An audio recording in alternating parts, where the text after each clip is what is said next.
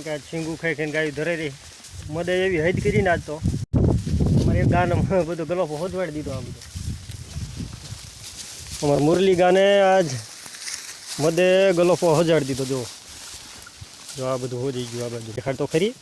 જો આ નીચેની સાઈડ રહ્યું ને મધ કરડી ગયું હગાર જો એ બધું હોજવાડી દીધું હતું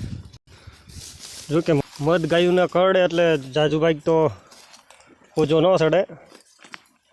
ના ગાને રહ્યું ને થોડુંક વધારે કરડી ગયું હોજો સડી ગયો મધની અત્યારે એવી હદ છે ને જ્યાં જાવ ત્યાં મધ જ્યાં જાવ ત્યાં મધ ગમે ત્યાં જાઓ એટલે તમારે મધનો સામનો થાય જ થાય તે આખો દી મધે અત્યારે હદ એવી કરી એની વાત નહીં એટલું મધ વધી ગયું હા હળબળ ઘણું હે અત્યારે શીંગું ખાઈને આવ્યા ને એટલે આ બધા કોળ્યા છે તો શીંગું હાટે જ પહેલાં ડોટે કોળ્યા ડોર આને એકને સરવું ગમતું નથી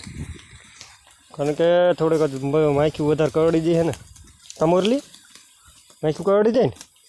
તો પેલું આપણે મધમાં ન વહી જાય શીંગું ખાવા શીંગુનું એટલું હરવડું છે ને એની વાત નહીં એટલે એને મધ કરડે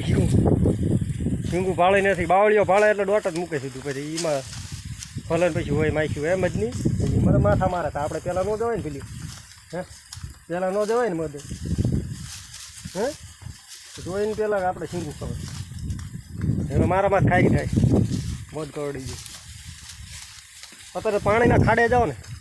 પાણીને ખાડે ગાયું પાણી પાવા જઈને તોય એટલું મધ આંકડે બેઠું હોય મધનો બહુ ત્રાસ છે અત્યારે આ મહિનામાં તો ફૂલે ફૂલ હવે વરસાદ લગી મધનો તો ફૂલ ત્રાસ રહે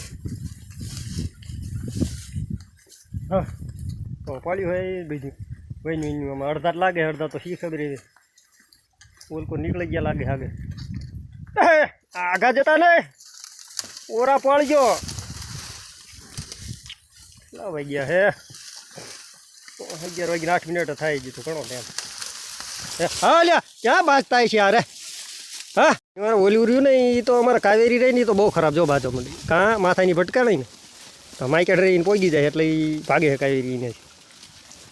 બાકી એક ઓલી ભૂરી રહી ને એ તો બધા જ ખતરનાક પહેલો નંબર આવે જીરા એટલે આ મોરલાને કંઈ હુજ છે ને આમ ખાતો નથી ને બે કરે હા જતારમાં રખડી રહ્યા ને એટલે શીંગું ખાઈને જ રખડી રહ્યા હતારમાં હા બધો ડીલો ને એવું હે ડીલો ને ભાંગરો ને એવું બધું ખાઈ ગયું એ આને જો આને ભાંગરો કહેવાય ભાંગરો તો ડીલો ને ભાંગરો ને એવું ઘણું આમાં લાગે છે ભાંગરો તો અંદર હજુ આમાં ભાંગરો છે નરો ભાંગરો ને ડીલો ને એવું બધું ખાય છે વહીને ના જોકે આવી રીતે પળતા જ નથી પળવાનું કારણ એક જ છે કે શીંગું ખાધી છે ને વધારે જ ખાઈ ગયા છે રોજ શીંગું દોટા દોટી કરે છે પણ આજ વધારે શીંગું મેં ખવડાવી દીધી એના કારણે આ પળવા માંડ્યા છે આ એક ટકા એવું નથી અહીંયા આઘાત ભાગતા થાય શીંગું હાટે જ ભાગતા થાય મેનવા તો એમને શીંગું છે એટલે આજ તો આડા નવડા પળી ગયા છે અને હું એ માન રહ્યો બાવળમાં આજ મધથી મધ એવું અહીંયા થઈ ગયું ખતરનાક ખાધું મધ આવે પણ મજ્યું બહુ આમ ખતરનાક આવે ઝીણી ઝીણી માખ્યું આવે છે મધનો ત્રાસ વધી ગયો અડધી ગાય ઓલી બાજુ વહી જઈ લાગે હા માઇક મુંડી મુંડી નીકળવા દે નીકળવા દે લે મારું એમ કરે ને રા ક્યાં એટલે જતા હશે આમાં જોવું પડે જોતા હાલવું પડે કારણ કે આ બાવળામાં એવી રીતે મધ તો એકાદા ઠેકાણે તો ભટકાઈ જાય આપણને કારણ કે મધનો તો તાર ફૂલ ત્રાસ છે તો જ તમને લાઈવ દેખાડી દઉં અત્યારે કદાચ તમને એવું લાગતું આ ખોટું બોલતું હોય તો લાઈવ મધ દેખાડું લાઈવ હા એ ગાંડી મધ અહીંયા નથી ટીટોડીઓનો ફૂલ દી આવી ગયા એટલે ટીટુડી ચાલુ જ રાખશે એટલે આવી જો લાઈવ મધ પછી કહેતા નહીં કે ખોટું કર્યું ને દેખાડ્યું નહીં ખોટું કંઈ દેખાડ્યું નહીં આ દો આપણે ફોટી રહી ને એ બાજુ જ મધે જોર્યું હતું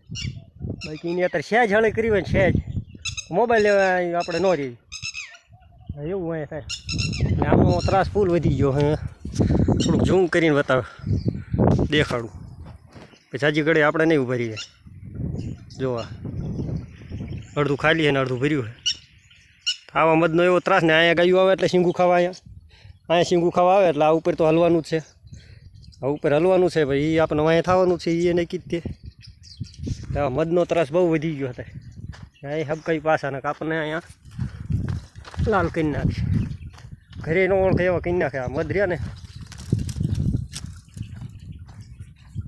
મધનો સાળો સારો ને ઘરે ન ઓળખે એવા કરી નાખે તમને ઓજવાડી દે એને ખાલી બાયસ આવી જાય ને આપણે તોય અહીંયા થઈ જાય મધ એવું મધનો ફૂલ તરા છે આપણે ગાયું પાછી ક્યાં જઈએ પડાય છે આમ આ બધું જંગલ એવું છે ને બીક લાગે એવું છે આમાં અંદર